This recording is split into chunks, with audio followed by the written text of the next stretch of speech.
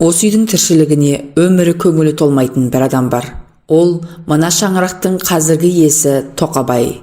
6 мүшелден аман өтіп, 7-ші мүшелге жетіп барады. Құжаттағы жасы 70-тің бесеуінде. Бұрын Дырдай ауданның кәсіподақ комитетінің төрағасы болған. Қазір зейнеткерлікте 45 жыл отасқан әйелі Балшекей 3 жыл бұрын бір апта ауырды да қайтыс болды. Балшекейдің жылына жетер-жетпесте Тоқабай орталық базарда сауда-саттығы жүріп тұрған бутигі бар, өзінен көп жас кіші әйелмен махаббаты керемет болып үйленемін деді. Жалғыз ұл мен келіні тіпті қарсы болған жоқ, үйленді. Жас әйелдің 3 бөлмелі үйінде бірге тұрам деді. Тұрды. Бірақ бұл махаббаттары ұзаққа бармады. 7-8 айдан кейін үйге қайра келді. Міне, енді Тоқабай үйге келгелі бері жалғыз ұлы Сейтекке де, келіні Рәзияға да істеген істерінен мін шығарып, тиіспесе отыра алмайтын әдет шығарды. Тіпті мектептен келіп жатқан, мектепке кетіп бара жатқан 3-ші, 1-ші сынып оқитын немерелерін бауырына тартып, аталық мейірім көрсетудің орнына ойын балаларының жүріс-тұрысынан сөкеттік тауып, бастарын тарамыс саусағымен бір нұқып қалмаса көңілі тыншымайды. Әй, кәртөшке мұрын, бұл үлкен немересі Еламанға қойған аты, дейді айқайлап Еламанға. Мына сөмкені жыртқансың ба? Жылдың аяғына дейін жеткізбей далдалын шығаратын түрің бар ғой. Әкеңнің ақшасы көп пе алып беретін? Жоқ, шешеңнің ақшасы көп пе? Миллионердің баласы ма едіңдер, әй түге. Әй, қысық көз. Бұл немересі Жоламанға қойған аты. Бәтеңкеңнің бауы тағы үзілген бе? Неғып ана жіп салпақтап жүр? Екеуіңнен оңбаған бала шықса, көзім көрсін. Мына телевизор неғып істемей тұр? Қайсың бұздыңдар? Ту, папа, не болған сізге? Сөмке де жыртылған жоқ, бәтеңкенің бауы да үзілген жоқ. Өзіңіз пультті жөндеп қоспағансыз, телевизорда істеп тұр. Осы сөйлемей, тиіспей, жай отыра алмайсыз ба? Деп ұлы Сейтек әкесіне мұрнының астынан мінгірлегендей болады. Қатты айта алмайды, өйткен жастайынан ашса алақанда, жұмса жұдырығында ұстап, үстемдік жүргізген әкенің әлі де баласына мысы басым. Бұрын шешең барда үндемеуші едің, енді бір нәрсе деп сөйлейтінді шығарып келесің ғой, байқаймын. Сенің үйретушің қасыңдағы анау жақсың-ау. Бұл сөзі келіні Рәзияға тұспалдағаны. Ой пап, қойшы енді. Ешкімге тиіспей, жаймен отыруға болмай ма сізге? Жұмыстан келгенде былай демалайын десек, құлаққа тыныштық бермейтін болдыңыз ғой өзіңіз. Түх, дейді Сейтек орнынан амалсыз тұрып кетіп. Келіні мұның бәріне қатты жыны келіп тұрса да, үндемеуге тырысады. Ендеше мені ана қарттар үйіне апарып тастаңдар, бәріңе де қолайлы.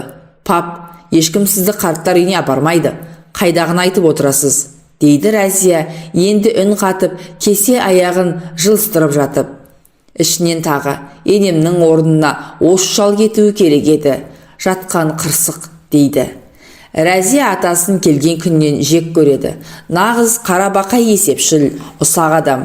Өйткені Сейтек екеуінің тойы өтіп, адам аяғының абыр-сабыры басылдау деген күннің ертеңіне атасының енесіне тойдан түскен ақшаны қайда құрттың деп қатты айқайлап ұрсып жатқанын естіді. Бір үйде тұрып, естімеу мүмкін емес болатын. Тойға жиналған ақшаны неге балдарға бердің? Олар басқа жақта тұрып жатқан жоқ қой, осы үйде тұрып жатыр. Олар өздерінің тойын өздері жасап жатыр ма? Оларға не керек ақша? Мен болсам осы той үшін қанша ақша шашқанымды білесің бе? Басыңда көк ми жоқ мақау қатынсың сен. Жай тыныш, жай. Жаңа түскен келін естісе, ят, енді байқап сөйлеуге тырыс. Үйде келін бар. Жаңа үй болып жатқан отбасылар қалаған нәрселерін алсында, өздері жаратсын, өздерінің тойларынан түскен қаражаттарын. Іштен шыққан балаға бір той жасап беру ата-ананың парызы емес пе? Оған неменеге есеп-қисап жасап жатырсың? Екеуі бақытты болсын десейші одан да. Артында келер түгі жоқ тас жетімге үйленді. Анадай Рабайдың қызын ал деп айтқанымда болды ма? Атаңа нәлет шірік. Сен даусыңды көтермей сөйлесейші. Енді келіннің көзінше балаға да, маған да бұрынғыдай айқайлап сөйлеуіңді қой, ұят болады. Сен мені тәрбиелейін деп отырсың ба сонда? Мен сенің тәрбиеңе жүрет деп ойлайсың ба? Үстел үстіндегі графинді ме, жоқ гүл салатын вазаны ма, бір нәрсені балшекейге лақтырған, ол қабырғаға соғылған. Салдыр-гүлдір шыққан дауысқа Рәзия бұдан әрі еріксіз араласып, және өзін тас жетім деп кемсіткеніне іштен булығып, «О, какой ужас!» деп жетіп барып, сынған нәрселердің бәрін жинап, енесін жұбатпаққа бөлмеге кірсе, енесі көз жасы көл-көсір болып жылап отыр екен.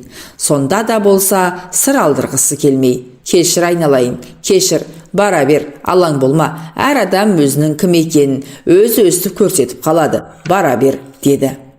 Міне, сол көріністен кейін атасына іші мүлде жібімейді. Сейтекте әкесіне ұқсап, осындай болса қайтемін деген басында ой жүрді. Содан кейін күн артынан күн өтті, жыл артынан жыл өтті.